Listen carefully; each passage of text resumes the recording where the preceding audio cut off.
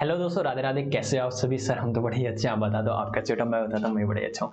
तो हमारा क्या क्या अभी हमने जस्ट क्या फिनिश किया सर? हमने किया है एक क्या नाम है, बड़ा ही अच्छा chapter, that is dissolution of a partnership firm. तो डिसोल्यूशन ऑफ पार्टनरशिप फर्म की इस क्लास में आप रैपिड रिवीजन देखने वाले हो। तो चलो हम जल्दी से नोट्स पर आते हैं और इसको फिनिश करते हैं। तो आपने क्या देखा सर? हमने क्या क्या सीखा है? पहले तो हमें ये बताइए हमने क्या क्या सीखा है। बेटा देखो, आपने सीखा है dissolution of a partnership firm, dissolution of a partnership firm. Sir इसमें हमने काफी चीजें सीखी हैं सर। लाइक नंबर वन हमने सीखा reason for dissolution, reason for dissolution. Sir उसके बाद हमने सीखा कि सेटलमेंट कैसे कैसे की जाएंगी, किस किस को सेटलमेंट की जाएंगी सर। और सेटलमेंट के बाद हमने सीखा sir preparation of account. Sir कौन कौन से इसमें अकाउंट्स को प्रिपेयर किया जाएगा? लाइक कैपिटल अकाउंट हो गया, रियलाइजेशन अकाउंट हो गया, सर पार्टनर्स लोन अकाउंट हो गया, कैश या बैंक अकाउंट हो गया। सर इसके बाद हमने जर्नल एंट्रीज भी सीखी थी इसके अंदर, जर्नल एंट्रीज भी सीखी थी। तो जल्दी से मैं बताता हूं आपको कि रीजन फॉर डिसोल्यूशन। बेटा डिसोल्यूशन क्यों क्यों होता है? बेटा पहली बात उन्होंने कहा था कि पार्टनरशिप डीड के अकॉर्डिंग हमारा डिसोल्यूशन हो रहा है। कि पार्टनर्स जब आए थे उन्होंने कहा था कि हम धंधे को 5 साल ही चलाएंगे। तो 5 साल कंप्लीट हो गए, अब डिसोल्यूशन करना ही करना होगा। सर इलीगल बिजनेस करने लगे, इलीगल बिजनेस करने लगे सर, इलीगल बिजनेस करने लगे और कोर्ट के आदेश आए इसको बंद करो। ठीक है जी सर। या फिर किसी ने हमारे पर शू कर दिया सर, हमारे पर केस चला दिया और केस चलाने के बाद कोर्ट का आदेश आता है कि आप अपनी पार्टनरशिप फर्म को बंद करो। ठीक है। या फिर पार्टनर ने खुद ने म्यूचुअल अंडरस्टैंडिंग ली, म्यूचुअल अंडरस्टैंडिंग ली और उन्होंने कहा कि भाई हम तो इसको बंद करेंगे। पार्टनर के बीच में डिस्प्यूट हो जाता है तो वो कहते हैं कि भाई अब इसको हम बंद करेंगे। या फिर पार्टनरशिप फर्म को सेल कर दिया जाता है, बेच दिया जाता है, तो भी वो एक तरह से बंद ही हो जाती है। ठीक है। या फिर मैं कहता हूं कि क्या हो जाता है sir, number of partner. Sir maximum number of partner कितने होते हैं? सर देखो मिनिमम 2 होने चाहिए और मैक्सिमम 50 होने चाहिए। मैंने कहा बेटा कुछ ऐसा हुआ कि पार्टनर ही एक बच गया, तो एक पार्टनर बच गया तो बेटा पार्टनरशिप फर्म तो चला ही नहीं सकता। इस केस में dissolution of a partnership firm हो जाता है। उसके बाद मैंने बताया कि सेटलमेंट कैसे होगा। मैंने बताया था कि सेटलमेंट में वैसे मैं बताया था कि सबसे पहले सिक्योर्ड क्रेडिटर्स आएंगे या फिर सिक्योर्ड लोन आएगा, सिक्योर्ड डेट आएगा। उसके बाद अनसिक्योर्ड डेट या फिर अनसिक्योर्ड क्रेडिटर्स आएंगे।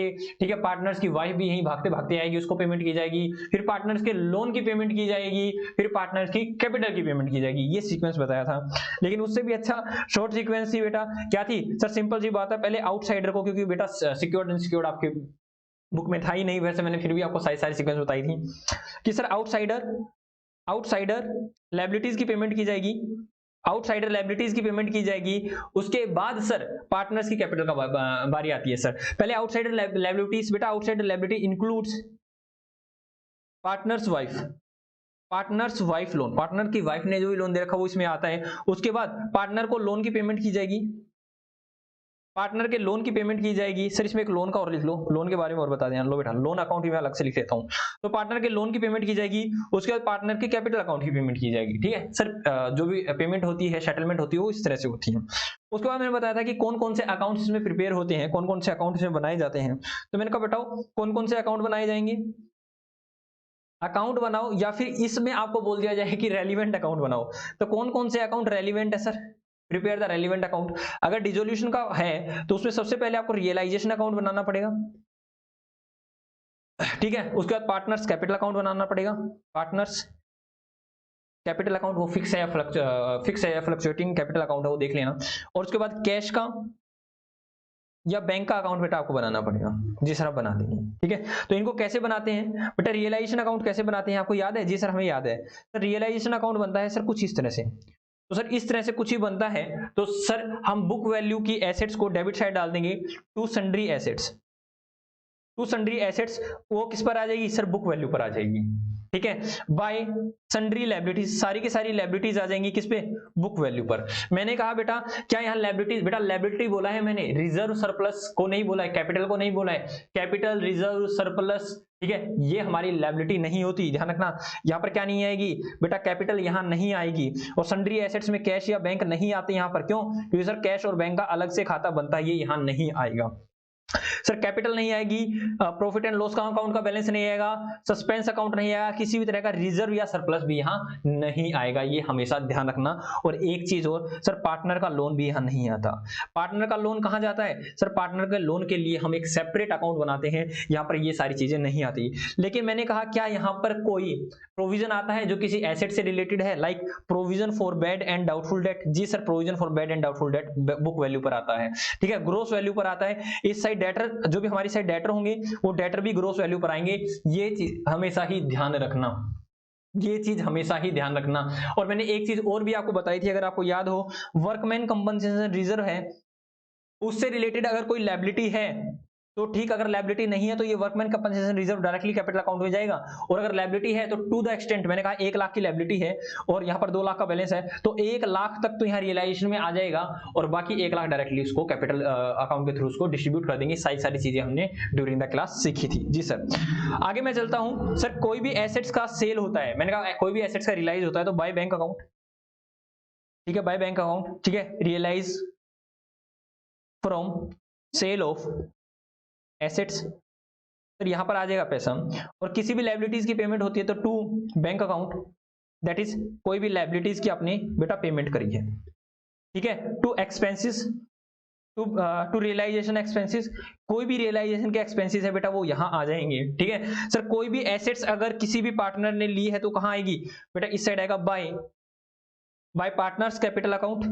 Sir any asset taken by partner, तो बेटा वो किस पर आएगी? रियलाइज वैल्यू पर, ठीक है, किस पर वैल्यू पर टेकन किया है, ठीक है सर, फेयर वैल्यू जिस पर उसने टेकन किया है उस एसेट्स को या लायबिलिटीज को। यहां पर तो एसेट आएगी, अगर कोई पार्टनर लायबिलिटी लेता है टू पार्टनर्स कैपिटल अकाउंट तो इसमें क्या आएगा? Liability taken by partner. बेटा जिस वैल्यू पर लिया है, जो फेयर वैल्यू है ना, उस पर आएगा, बुक वैल्यू नहीं आएगी। लाइक 1 लाख रुपए की लायबिलिटी पार्टनर ने 80,000 में ली है तो यहाँ 80,000 आएगा। 1 लाख की लायबिलिटी अगर पार्टनर ने कितने में, मतलब 1 लाख की लायबिलिटी जिसको पे ऑफ करना था 1,20,000 रुपए, और पार्टनर बोला उसको 1,20,000 मैं दूंगा, तो यहाँ पर 1,20,000 आएगा, ठीक है जी सर। तो यहाँ पर क्या आएगा? या टू रियलाइजेशन प्रॉफिट या बाय रियलाइजेशन लॉस बेटा, ठीक है, बाय रियलाइजेशन प्रॉफिट या रियलाइजेशन लॉस आ जाएगा। और जो भी अमाउंट आएगा उसको कहां बांट दोगे बेटा? उसको बांट देंगे पार्टनर्स कैपिटल अकाउंट में, जो भी उनका रेशो है, ठीक है जी सर, बांट देंगे। उसके बाद आ जाओ बेटा, उसके बाद आ जाओ पार्टनर्स के कैपिटल अकाउंट में। तो पार्टनर्स का कैपिटल अकाउंट कैसे बनता है सर? पार्टनर्स का कैपिटल अकाउंट कुछ इस तरह से बनता है। मैं एज्यूम कर रहा हूं 2 ही पार्टनर है, ठीक है, 2 पार्टनर हैं और मैं कहता हूं कि इस तरह से बनेगा। सर उनका जो भी कैपिटल है, अगर करंट अकाउंट है, मतलब फिक्स कैपिटल अकाउंट है, तो 2 खाते बन जाएंगे, एक कैपिटल अकाउंट का और एक करंट अकाउंट। और कैपिटल अकाउंट के बैलेंस को हम करंट अकाउंट में डाल देंगे और करंट अकाउंट से उसका सब कुछ सारी चीजें बंद कर देंगे। तो मैंने कहा सर यहाँ पर बाय बैलेंस बीडी, जो भी बैलेंस रहने वाला है सर वो यहां आ जाएगा। सर किसी भी तरह का बाय रिजर्व है तो उस रिजर्व को हम बेटा उनके प्रॉफिट शेयरिंग रेशो में डाल देंगे, ठीक है। किसी भी तरह से पी एंड एल का अगर डेबिट बैलेंस है तो इस साइड आ जाएगा to profit and loss account का अगर डेबिट बैलेंस है तो वो उनके प्रॉफिट शेयरिंग रेशो में बढ़ जाएगा। मैंने कहा कोई भी रियलाइजेशन प्रॉफिट है, बाय रियलाइजेशन प्रॉफिट यहां आ जाएगा बेटा, और अगर रियलाइजेशन लॉस है तो यहां आ जाएगा टू रियलाइजेशन लॉस, ठीक है जी सर, यहां पर आ जाएगा। मैंने कहा किसी भी तरह का वर्कमैन कंपनसेशन रिजर्व है, बाय वर्कमैन कंपनसेशन रिजर्व है, वो यहां आ जाएगा बेटा। कुछ बचता है तो यहां आ जाएगा, नहीं तो सारा कहां चला जाएगा? अगर उससे रिलेटेड कोई लायबिलिटी है तो वो कहां चली जाएगी सर? वो चली जाएगी लायबिलिटी रियलाइजेशन अकाउंट में। सर इस तरह से सारी कोई भी एसेट्स अगर किसी पार्टनर ने ली है तो टू रियलाइजेशन अकाउंट, कोई भी एसेट्स ली है किसी पार्टनर ने तो वो यहां आ जाएगी। और कोई भी लायबिलिटी ली है तो बाय रियलाइजेशन, कोई भी लायबिलिटी ली है तो यहां पर आ जाएगी, ठीक है। और इसमें जो भी बैलेंस बचेगा बेटा उसको लास्ट में देख लेंगे कि पार्टनर को कैश लेके आना है या पार्टनर को कैश देना है, दैट इज बाय कैश या फिर बैंक, टू कैश या फिर बैंक, मतलब इनसे पैसा मंगाना है या इनको पैसा देना है, वो देखा जाएगा कि ये क्या रहेगा जी सर। उसके बाद बेटा बैंक अकाउंट या कैश अकाउंट ये ऑटोमेटिकली टैली हो जाता है बेटा, अपने आप इसका मिलान हो जाता है। मैंने कहा जनरली आप बैंक अकाउंट बनाते हो तो to balance BD debit side है या क्रेडिट साइड है, आपको दोनों में से बता रखा होगा, ठीक है। सर बैंक ओडी कहां जाता है बेटा? बैंक ओडी भी यहीं आता है, ठीक है। अगर आपको दे रखा हो तो बैंक ओडी भी आपकी लायबिलिटी होती है, तो ये ओडी बैलेंस भी इस साइड आएगा, कहीं सोचो कहां जाएगा, ठीक है, वो भी यहां आएगा, ठीक है जी सर, ठीक है। लाइक आपको कैश की मतलब बैंक का ओडी का बैलेंस दे रखा है और कैश अकाउंट दे रखा है, कुछ बता रखा है कि कैश का अकाउंट बनाओ, तो कैश का अकाउंट बना देंगे, ओके सर। तो मैंने कहा और क्या क्या चीजें आएंगी ठीक है सर, आप हम क्या नाम है बैंक का अगर हम खाता बना रहे हैं तो बेटा इस साइड से मान लो बैंक का या फिर कैश का आप खाता बना रहे हैं तो इस साइड आ जाएगा उसका बीडी बैलेंस, और जो भी रियलाइजेशन हुई है वो रियलाइजेशन यहाँ आ जाएगी, और जो भी पेमेंट हुई है सारी सारी पेमेंट यहाँ आ जाएगी, चाहे वो एक्सपेंसेस की पेमेंट रही हो, रियलाइजेशन एक्सपेंसेस की पेमेंट रही हो, चाहे पार्टनर के कैपिटल अकाउंट की पेमेंट रही हो, चाहे वो लायबिलिटीज की पेमेंट रही हो, चाहे वो पार्टनर्स के लोन के अकाउंट की पेमेंट रही हो, सारी सारी चीजें यहाँ आ जाएंगी। बात समझ में आई या नहीं आई? जी सर बात समझ में आ गई है। ठीक है, आपको मेरे को ध्यान रखना इस बात को बड़े ही स्पेशल शब्दों में ध्यान रखें कि ओडी बैलेंस होगा वो यही आएगा। सर ओडी बैलेंस रहेगा तो हमसे क्या पूछ रखा है? कैश अकाउंट पूछ रखा होगा। ठीक है, तो आपको सारी सारी चीजें इस तरह से बनानी है। अब मैंने आपको एक चीज और बताई थी कि अगर क्वेश्चन कुछ नहीं कहता, चुपचाप है, एसेट्स की रियलाइजेशन के बारे में कुछ नहीं कह रखा, तो हम एज्यूम करेंगे उस एसेट्स की रियलाइजेशन नील वैल्यू पर हुई है, मतलब उसको सेल करने पर हमें कुछ नहीं मिला है। और अगर लायबिलिटीज के बारे में चुप रहता है तो हम एज्यूम करेंगे कि लायबिलिटीज की पेमेंट हमने किस पर करी है? बुक वैल्यू पर करी है। ये बात हमेशा ध्यान रखना। जी सर ठीक है, अगर क्वेश्चन साइलेंट होता है तो हम एसेट्स को एज्यूम करते हैं किस पर रियलाइज किया है? सर रियलाइज किया है नील पर, और लायबिलिटीज को हमने पे ऑफ किया है किस पर? सर बुक वैल्यू पर। ये हमेशा ध्यान रखना बेटा। जी सर ये ध्यान रखेंगे। उसके बाद क्या रखा है? लोन की बात कर लेते हैं, जनरल एंट्री पर फिर चलते हैं। उसके बाद हम कहते हैं लोन की बात करते हैं। मैंने कहा लोन गिवन टू पार्टनर या गिवन बाय पार्टनर। ठीक है sir, loan given to partner मतलब फर्म ने पार्टनर को लोन दिया है, that is firm give loan to partner. तो बेटा फर्म को पार्टनर से पैसे लेना है तो ये हमारी क्या हुई? सर ये एसेट्स हुई। तो हम इसमें क्या करेंगे बेटा? पैसा मंगवाएंगे पार्टनर से, पैसा मंगवाएंगे तो एंट्री क्या आएगी? सर पैसा आएगा हमारे पास, तो बैंक या फिर cash account debit to partners loan account. ठीक है, इनको एडजस्ट नहीं करेंगे, क्यों? क्योंकि सबसे पहले कैश को कलेक्ट करता है ऑफिशियल लिक्विडेटर। ठीक है, जो भी लिक्विडेटर होगा वो कैश को कलेक्ट करेगा, उसके बाद लायबिलिटीज की पे ऑफ करेगा। और सर यहाँ पर क्या करेंगे बेटा? यहाँ पर भी हम क्या करेंगे? सर फर्म ने क्या किया? Firm taken loan from partner. बेटा यहाँ पर क्या करेंगे? सर ये हमारी लायबिलिटीज है, इसको हम पे ऑफ करेंगे, that is loan account debit, partners loan account debit to cash या बैंक अकाउंट। बेटा जो भी पेमेंट आएगी उसकी पेमेंट हम कर देंगे। बात समझ में आई या नहीं आई? जी सब बात समझ में आ गई है। इंटरेस्ट वगैरह होगा तो बेटा इंटरेस्ट की भी साथ में हम इनकी पेमेंट कर देंगे। अब बात आती है जनरल एंट्री की। ठीक है सर, जनरल एंट्री की सर कोई दिक्कत वाली बात नहीं है। जनरल एंट्री करेंगे तो सर रियलाइजेशन अकाउंट में सारी एसेट को डालेंगे, तो रियलाइजेशन अकाउंट डेबिट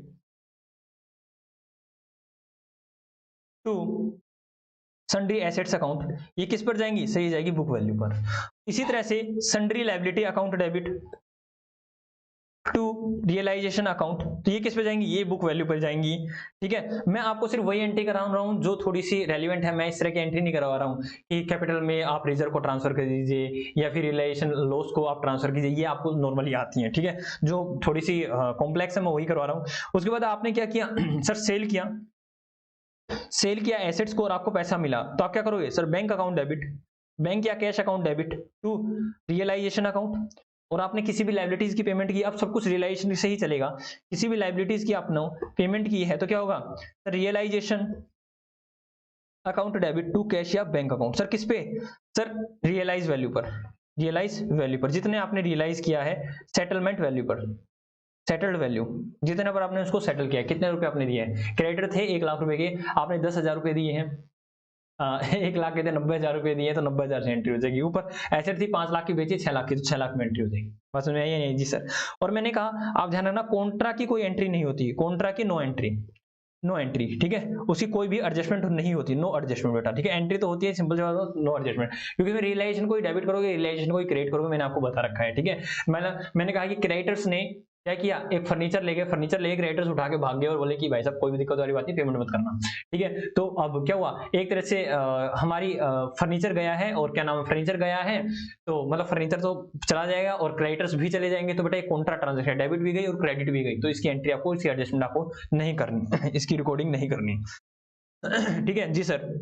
और वैसे मैंने इसको रिकॉर्ड करके दिखा रखा था और बताया था, इसका कोई भी इंपैक्ट नहीं होता है। जी सर। अब मैं आपको क्या करवाने वाला हूँ? अब क्या करवाने वाला हूं बेटा? एक एक्सपेंसेस को लेकर,